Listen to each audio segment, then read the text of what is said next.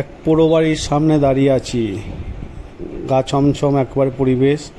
এই একজন দুজন করে আছে, মাত্র দুজন, একা কখনোই আসা যায় না এই জায়গায়। সবাই ভালো আছেন? পার্থবন্ধু আইকনের শুভেচ্ছা সকলকে।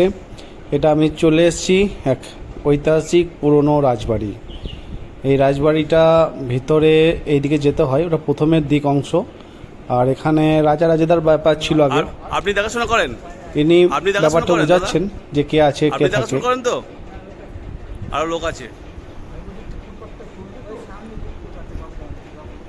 ওখানে, ওরা থাকে ঠিক বাড়ির মালিক থাকে।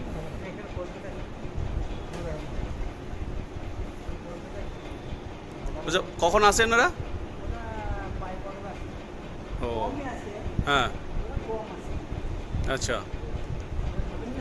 না নিশ্চয় আসবো, এসে তাও খাবো, এখানে প্রসাদ খাওয়া হয় যখন শুনলাম।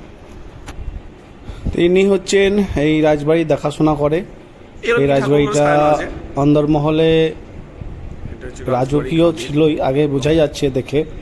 প্রথমে অংশ তো দেখালাম, সেকেন্ড অংশ এটা ঠাকুরগুলোর মধ্যে। এই রাজবাড়িটা হচ্ছে ঠাকুরবাড়ি।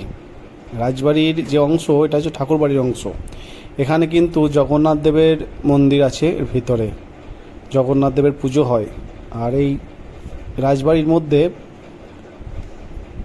আপনারা যদি ডেলি আসেন বা ডেলি ভোগ খাওয়ানো হয়, সেটা পয়সা বা কুপন কেটে। আমাদের কোনো রাজবাড়িতে এরকম নিয়ম নেই, কিন্তু এই রাজবাড়িটার মধ্যে এই নিয়মটা আছে। আর এটাই বললাম যে জগন্নাথ দেবের মন্দির। এই রাজবাড়িটা জগন্নাথ দেবের মন্দির ছিল। আর রাজারা যারা ছিল তারা এটা হচ্ছে রাজবাড়ির মন্দির, রাজবাড়ির মন্দির হিসাবে পরিচিত ছিল। কান্দি রাজবাড়ির সাথে জানি,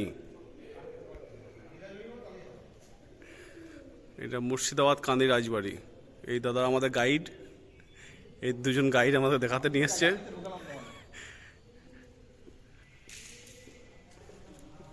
এইগুলো এই ঠাকুর কিসের জন্য থাকে?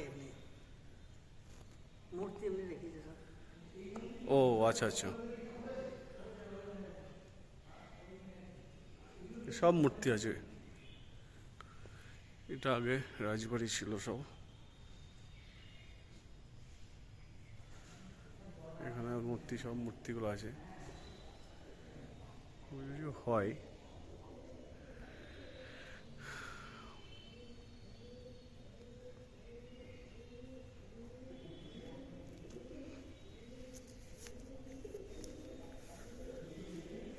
এই ঝর্ণা ছিল এখানে? এখানে কি ছিল ঝর্ণা? গোবিন্দ কিছু লেখা আছে। এটা থাকে কোথায়? এই জমিদার বাড়ি কেউ তো আছে ইংল্যান্ডে।